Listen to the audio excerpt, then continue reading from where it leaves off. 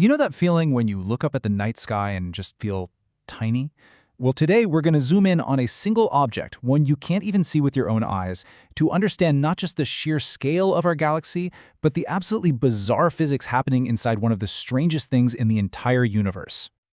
Okay, so our story starts a long, long way from home. We're talking 14,700 light years away. Just try to wrap your head around that for a second. The light from this thing started its journey toward us back when our ancestors were just figuring out how to paint on cave walls. And what is this thing? It's a pulsar, a tiny, city-sized corpse of a massive star that died a long, long time ago. It's a neutron star, and it is spinning at a mind-boggling rate, almost 4 complete turns every single second. And here's the kicker. This one incredibly distant, spinning, dead star is like a scientific multi-tool. It lets us study the universe on 2 completely different scales, the absolutely massive galactic scale and the impossibly small subatomic scale. So, how on earth does it do that? Okay, let's dive right in. All right, so first up, a distant cosmic lighthouse. Before we go any further, what exactly is a pulsar? Honestly, the best way to think about it is like a cosmic lighthouse. So, pulsars are neutron stars. These are the super dense cores that get left behind after a big star explodes. They have these unbelievably powerful magnetic fields that shoot out beams of radiation, like radio waves. Now, as the star spins, those beams sweep through space. And if one of those beams happens to swing past Earth, our telescopes pick up a regular pulse. It's not actually flashing on and off, you see. Its beam is just pointing right at us, over and over and over again. So let's meet our star of the show. It's called Pulsar B1556-44.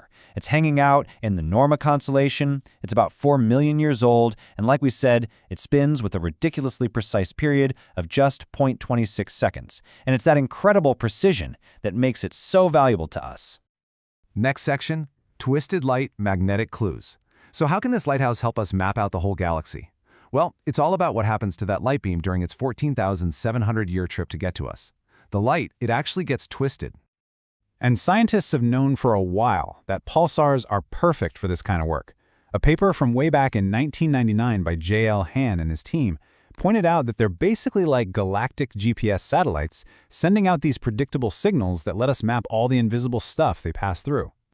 Here's how it works. The radio waves coming from the pulsar are polarized, which just means they vibrate in a specific direction. As these waves travel through all that space between the stars, they fly through these huge, invisible magnetic fields. And these fields literally grab the wave and twist its polarization.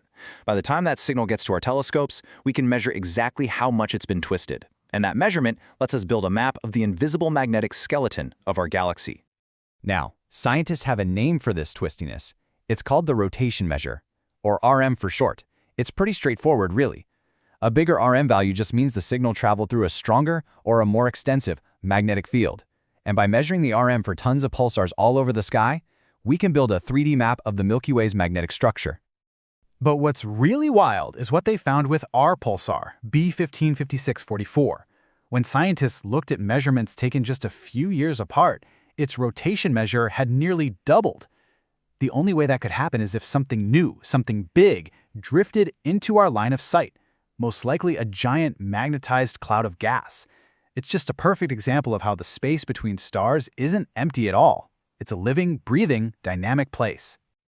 Okay, so let's shift gears completely. That's the first window, using the pulsar's light to study the galaxy. But now we're going to turn our focus inward. We're going from the signal's journey to the signal's source. Because it turns out, this perfect cosmic clock, well, it's not quite so perfect.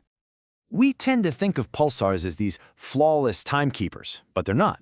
If you listen really closely, there are tiny random jitters in when their pulses arrive.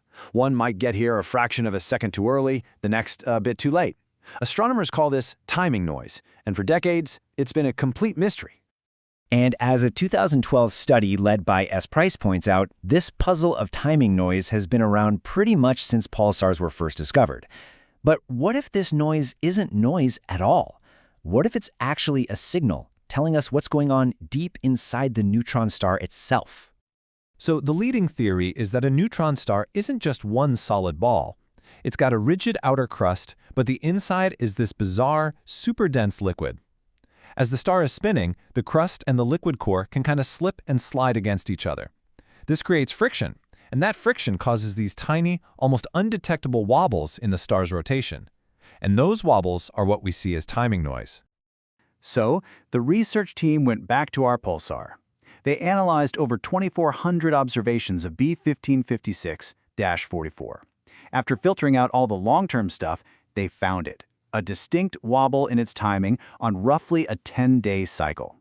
Now, it wasn't the exact kind of glitch they were looking for, but this 10-day variability is a huge piece of evidence for that complex dance happening between the crust and the core, deep inside the star. So let's bring it all back together. Two very different studies, all focused on one single star. It's just incredible when you think about it. On one hand, the journey of its radio signal across thousands of light years shows us the grand, invisible magnetic structure of our entire galaxy. And on the other hand, the tiny little imperfections in that signal's timing open a window into the extreme physics of a fluid trillions of times denser than anything here on Earth. The galactic scale and the subatomic scale, all probed by the same object. And this is what makes astronomy so powerful. Pulsar B1556-44 isn't just a faint clock in the sky. It is simultaneously a probe for mapping the cosmos and a laboratory for testing physics in conditions we could never, ever hope to create here on Earth. It really makes you wonder, doesn't it? As our observations get more and more precise, what other subtle secrets are just waiting for us, hidden in the tiny, almost perfect rhythms of these incredible cosmic lighthouses?